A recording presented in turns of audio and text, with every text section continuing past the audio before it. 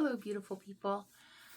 Victoria here. I thought I'd give you a little information about me personally. I was seeing some other people sharing about, you know, maybe a little bit about their personal life. And this is mainly, I guess, directed to disabled people.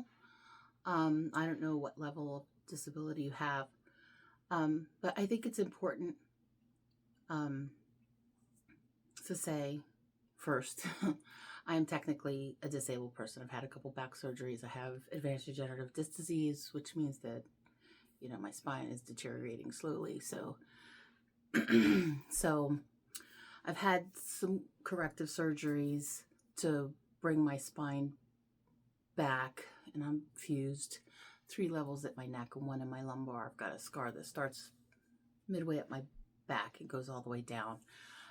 Pretty serious. I would say it's serious surgeries. So I have less feeling in my hands. I drop things a lot. Have numbness in my feet a lot, and on depending on my day. So I am medically retired, and I went from being a medical secretary and being able to use my mind and be helpful and feel like I don't know. I mean, I don't know how to describe it, but you have a sense of worth, right? When you're working, you feel like, I'm contributing and I'm worth something. So, that being said, when I was told after my surgeries that I wouldn't be going back to work, I was pretty devastated. And I was like, oh my God, what am I going to do? So I've had little part-time jobs there, here and there, because you can't just live off of disability. I mean, it's not a whole lot of money, and it's difficult to live off of, especially if you have expenses. And you were making a certain amount. Well, now you're making considerably less. So, not that I made a whole lot of money as a medical secretary or a health unit coordinator, whatever you want to call yourselves. They don't make a lot of money. I didn't anyway. So, how am I going to supplement this income to be able to survive and have any sort of real, quality of life, right? So here I am feeling some sort of way, like I'm down, I'm depressed, I'm battling with a little bit of depression because I'm in this position now where I'm labeled as disabled, right? So it's difficult for me. Nobody wants to take a chance on hiring me because should something happen, and I get hurt on the job, or I have a lot of call-ins, and that's a big problem. That was like probably the number one thing, is that my call-ins at the hospital became more and more, and I would have to leave my shift early. It was a 12 and a half hour shift. They're long hours. You're sitting. I would be dropping the phone more and more because I couldn't feel my hands. And I know I'm a quilter, right? And I'm sewing, but that's also a problem, right? Because I'm dropping the needle. So my quality of life just was going down the crapper. And when that happens, there's the bows saying hello. So when that happens, depression can set in. And it's difficult to kind of pull yourself out of that depression, right? What am I going to do? Well, this is what I did. I was thinking, what can I do? Because I applied, even Disney wouldn't hire me, and Disney hires disabled people. Just to give you a clue. I was looking for anything. I was like, well, I'm great with kids, so I thought maybe some sort of nanny type position, whatever. House sitter, these sorts of things. But what I really wanted to do was travel. And, so whatever, long story short. So I'd been looking and looking. I mean, it had been like 3 years. it was 3 years of me constantly looking for something and someone who would give me a chance. And I was like, I woke up in the morning and I'm just like, do I even bother looking? Because I've had no's for 3 years. 3 years of no's is a long time, right? So I forced myself to get up and I checked my email. There were no's, of course, no's. But I had one possibility. A new job had come up on the thing, and it was to be an innkeeper in Vermont. And I was in Florida, and I was trying to claw my way out of Florida for a long time. And I was like, do I even bother? Like, what are the chances? And so, sorry. So, I called and we scheduled a video chat, a video interview, and it went great. And like 2 weeks later, I was up there. But long story short, so and it worked out well.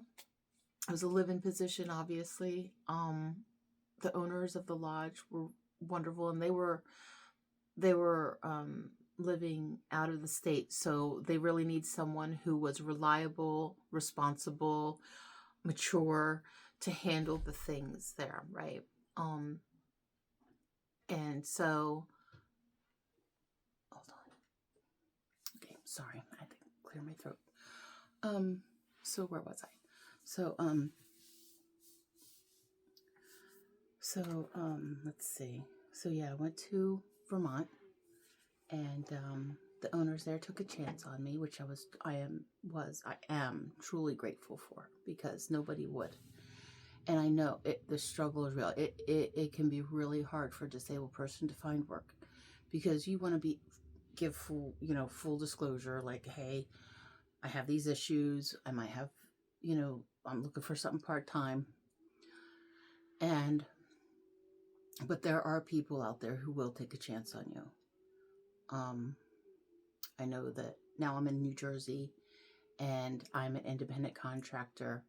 The reason I left my Vermont job was, well, there were a couple reasons, but the biggest one probably was that I fell going on 6 years ago, and I cracked my knee open like like a right melon hitting the ground, and so I'm still in a little bit of recovery from that. I have some much muscle atrophy in my leg, and I've had to like compensate with my other leg, and so it's been a little it's been a battle. It's been a little bit of a battle. And if I work out too hard, then my back hurts. You get the idea. It's a lot. Like, I could be okay one day, work out, walk on my walking pad, go to the park and work, and the next 4 days I can't do anything. I'm done. I'm either completely horizontal, I'm taking muscle relaxers which make me groggy, or I'm not on anything hard. Like, I don't take any of the heavy medications, no narcotics at all. When I fell, I was for a minute on some oxycodone or something like that. But I can tell you that the best thing that experience taught me was that ibuprofen and Tylenol work wonders. So that's what I take for my pain and inflammation. And check if you have pain, talk to your doctor first. I'm not a doctor. I just telling you what I'm, how I handle my pain. So let's see what happened then. So then I met a man while I was working at the lodge who was from New Jersey, which is my home state, and that's Christian, and we're together now. We've been together since 2018. I'll let you do the math. Because whenever you're watching this video, it's going to be a different number than what I tell you, right? I really liked him. He really liked me. We got this little house together, and it's my happy bubble here in New Jersey. I love it here, and I don't want to get emotional, but it's like many blessings of, I feel like I am truly blessed, and that's the important thing. So Chris and his family, they were like, oh, what are you going to do while you're here? And I'm like, I don't know. I got to do something though. So, actually, I was on Indeed.com. I put in that, and that's what I was on doing, like research or whatever before, to find something local, because I couldn't do at the lodge. It was stair therapy, which was wonderful.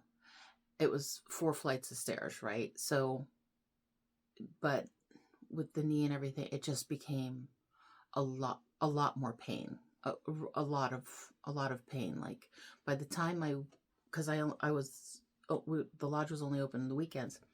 By the time I got done doing everything I needed to do after the weekend, that's it.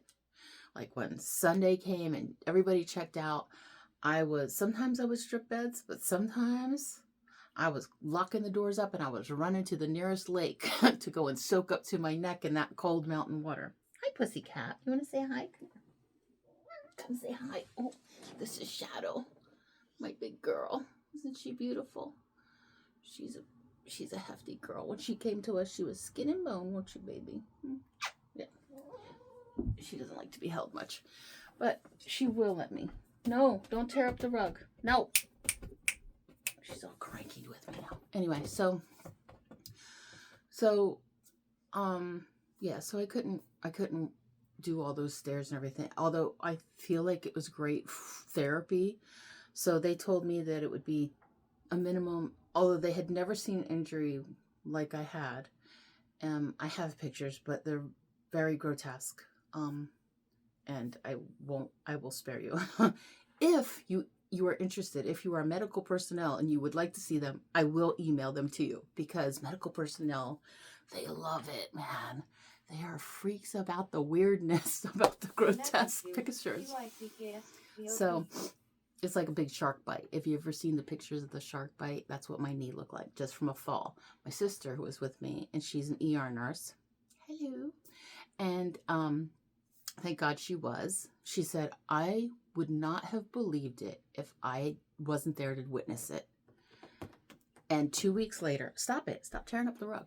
2 weeks later, she had a patient come into her ER with a similar wound, but it was on his calf.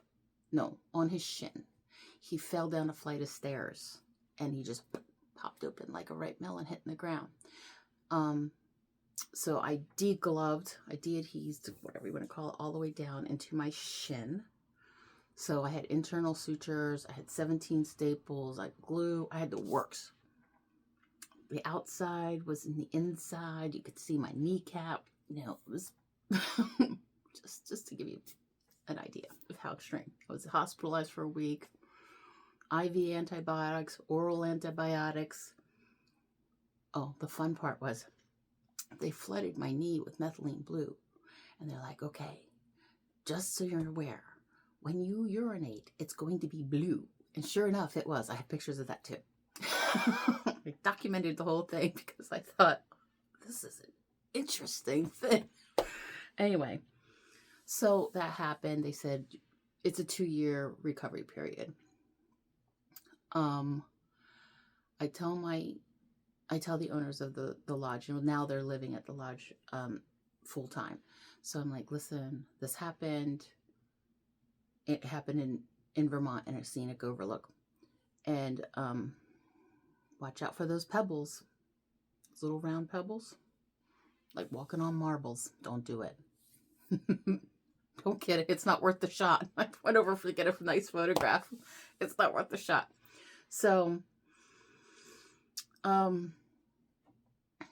so I tell the owners, I'm like, listen, they're saying that it's a 2-year recovery, and the owner says 6 months. You're going to do it in 6 months. I'm like, okay, I'm going to do it in 6 months and be back. So when did I find, I guess I found out how long. So I fell like in June or July, the end of June or July. And this was in December when I was telling him that I may not be back in May. So he's like, you're going to do it in 6 months. And I did. I did it in 6 months, and I was back to work in 6 months. And when I came back to work in 6 months, it was not the same. Well, you know, this was right after COVID. The lodge had been closed. So luckily,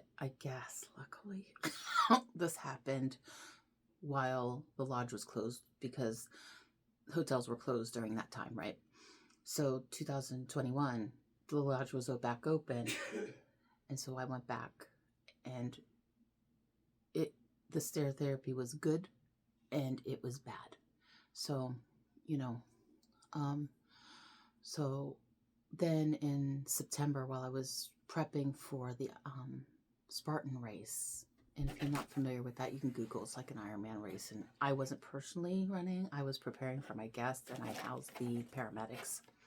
So I twisted my ankle. And that was the beginning of September. And so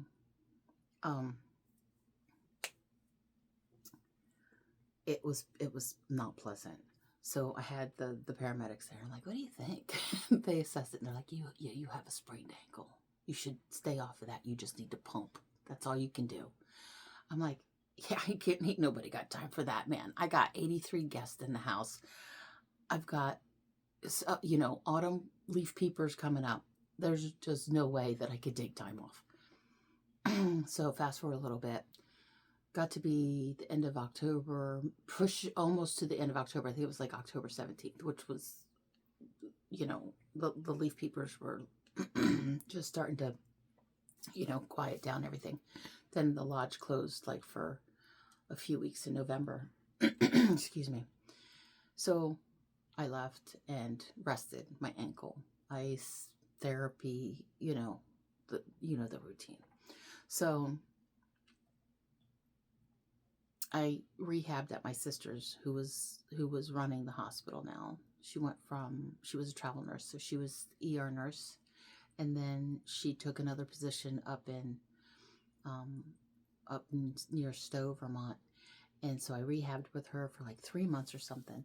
But as soon as I could get out of there, as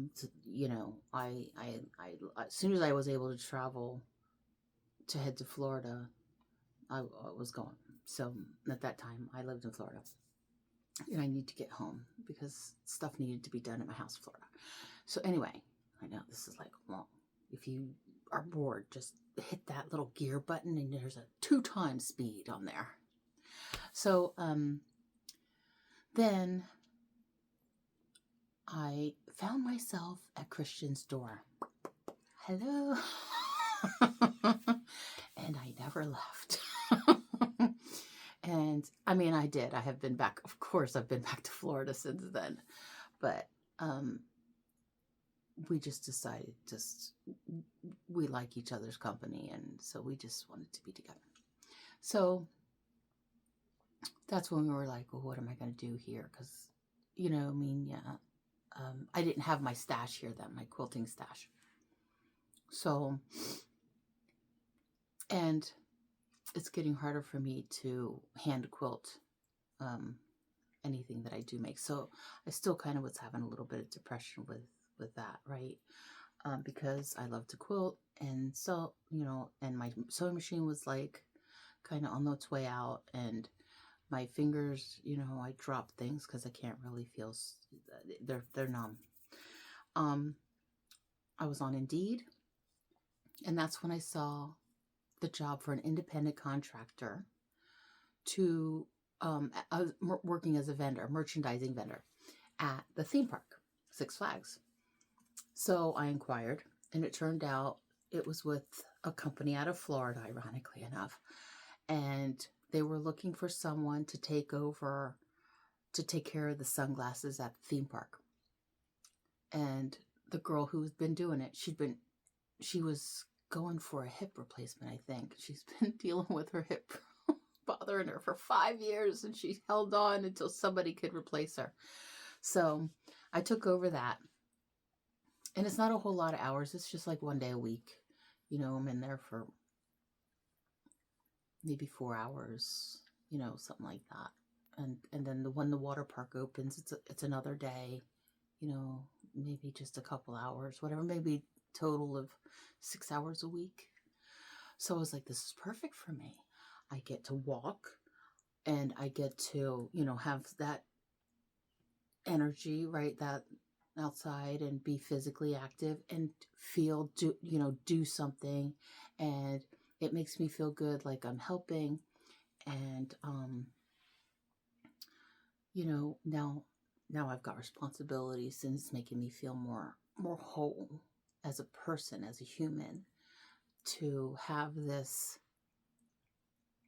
work that I'm doing. So that's why I said this is more like directed at disabled people, but people people also do this like as a side hustle, side gig, whatever you want to call it, where they work their 9 to 5, whatever, and then they pop into the park and they'll do sunglasses or whatever for an hour or two. And, maybe they'll do that a couple days out of the week. Then while I was working, I was asked, the retail manager says, hey, retail manager and supervisor, I should say, both of them. They're like, hey, do you know anybody who's interested in doing jewelry? And I'm like, yeah, me, I'll do it. Totally. Yeah. So, and the one looks at the other and she goes, told ya. I was like, yeah, I'm like excited to be busy because, I'm only getting like 3 hours a week with this little thing. I'm at pop in, I handle everything. It doesn't take very long for me to whip through now that I have the handle on things. At first it was a little bit to get used to where all the shops were and everybody around. But once you get your rhythm, so now I'm doing both the jewelry and the sunglasses at theme parks. So the salesman, my contact for the jewelry, retired. So now I have a new salesman that I'm dealing with. And he's like, hey, can you take care of Sesame? I'm like, sure. It's in Pennsylvania. I'll just, it's like 40-minute drive. Okay, no problem. So I go over there and I handle the jewelry there. And then he's like, well, hey, do you want to go down to Maryland, down to Six Flags America and work down? I was like, I'll put you up in the hotel. I pay for your gas. I'll pay for your tolls. I'll pay for your food. Plus I'll pay you, this flat rate a day. I'm like, sounds great. So I'm getting now, I feel like I'm manifesting, right? Because now I'm traveling, which I love to do, and I'm experiencing things. I'm staying busy, which I like to do, and I'm not overly busy. Now, the trips to Maryland could be kind of lengthy and hard on me because I'm driving 3 hours down there. Then I'm working however long, and then I'm sleeping on a different mattress, right? But Marriott is they have consistently good beds, consistently good pillows. I don't even have to travel with my pillow. I have that Marriott Bonvoy card, and I just set everything up. They know I like feather pillows. They know I like extra pillows because I need them for positioning, like for my back and stuff. They know I like extra towels, everything. So it's great. If you don't have Marriott Bonvoy membership, look into it. Especially if you're a traveler. That means Fairfield Inn Suites. There's usually a little kitchenette. You can make your own ice. I'm big onto the ice. So, excuse me. They're always clean, safe, secure, well-lit parking lots. So I was concerned about going down to Maryland at first because I thought, it's near DC. How safe is it? I didn't know. So, but it was fine. It's great. good area. So I really enjoyed going there, and I love the team down there at Six Flags America. They were awesome. Love, love, love that team. And it's really sad that when Cedar Fair and Six Flags merged or did their thing, they decided to close that park. So no more trips to America. What am I going to do? So now I've got a little bit extra time on my hands. So what am I going to do? So September, I decided to start an travel art quilting kind of channel on YouTube. I've been on YouTube for a long time. I've posted a couple videos, like I did one where I built a aquarium filter, but that was it for many, many years. And then I did one when I got my Juki sewing machine, and that was on my other my channel, The Queen of Condiments. So I'm not sure which one. I'm going to post this on Queen of Condiments. So then, so I've been working actively on trying to get the Scrappy Crafter 95 up and running. I didn't choose the 95. YouTube did, because there was already like a Scrappy Crafter 1, but she wasn't really doing anything with her channel. I'd say in her, but I don't know anything about it. There were other people, I guess, or whatever. I didn't even know, because it didn't say that I couldn't have the name, but it said, here's another option. So I'm guessing somebody does. I don't know. I don't want to put that out there. Anyway, so, so I've been working actively on that, on the Scrappy Crafter 95. Well, then my brother starts asking me for recipes. And my original YouTube channel, I forget what my handle was on there, but I was involved with, I was involved with a lot of lives, and I can't remember what the channel was or what it was, but everybody on there seemed to be named Queen something. And I was like, what is this? Why is everybody named like Queen? You know, whatever. So I'm like, all right, I'll join in, whatever. So I'm like, what can I call myself? And I'm like, ooh, the Queen of Condiments. I love condiments. So condiments, you know, like sausage, gravies, that sort. So toppings.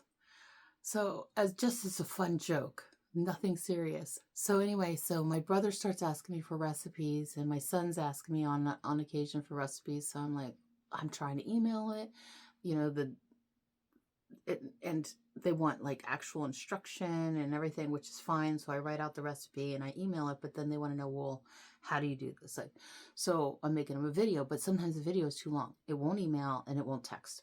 So I'm like, you know what I'll do? I'll put it on the Queen of Condiments. So that is how I started making the food videos on the Queen of Condiments channel. So, and it's kind of like, not active, but these things, I'm telling you these things because if you are disabled, there are things you can do to make, if you're feeling down, if you're depressed, if you're feeling like I was feeling, you could look into starting, if you have a cell phone, that's all you need. That's all I'm using to video, a cell phone. And you could start a YouTube channel, whatever your niche is, whatever your speciality is. Even if you can't do it now, you still have the knowledge here, you want to share it, do it. There's no reason. You could show like what you've made in the past, right? And you could explain how you've done it. Even if you're not physically able to do that work now, and it was something you loved, you can still share the love of what you have produced, your art, your skill, your ability, whatever. And I think that's really important for us as humans, and to help others, right? So that's part of really why I'm making this video, is because, and I've felt like I felt like I've wanted to say this for a long time. Like when I found this job, even when I found the other job, like at the lodge where it's a live-in position and it's part-time and, you know, whatever, which I'm kind of notorious for being a workaholic. So I have to pull myself back a little bit, or I pay for it. And by pay for it, I mean I can't move. Like I can't function. My back seizes up and it's like, not today. You're not doing anything. So all things in moderation. So I'm trying to learn to do that. And I'm really starting to enjoy making the videos and sharing with y'all, my fellow YouTubers. And if you find yourself in a position like I am, you know, and you're, to do like what I'm doing now with, at the theme parks, you do kind of have to be able to, you've got to be kind of like a walkie-talkie. You can't be, you have to be able to walk, right? So it is a lot of walking. So if you can walk, but you're on disability, you could inquire at your local theme park and see if they're looking for somebody to take care of the jewelry or sunglasses there. And they'll put you, they'll be like yes or no, whether they need a service person. But it's worth a shot. You know, if you feel like you're not making enough on disability, you need some supplemental income, but nobody's going to give you, nobody's giving you a shot. I should say nobody's going to give you, nobody's giving you the shot with maybe your previous position. I suggest you call around and ask. You know, there are theme parks everywhere and they need people. And if you're physically able to go in just a couple hours a week, maybe a couple times a week or whatever. I don't, you know, every park is individual. Excuse me. Now, in the beginning of the season, it does take a little bit more, and the end sometimes. So it can take a little bit more, and around inventory, there's some tidying and stuff. But you can work at your own pace, kind of. And that's helpful.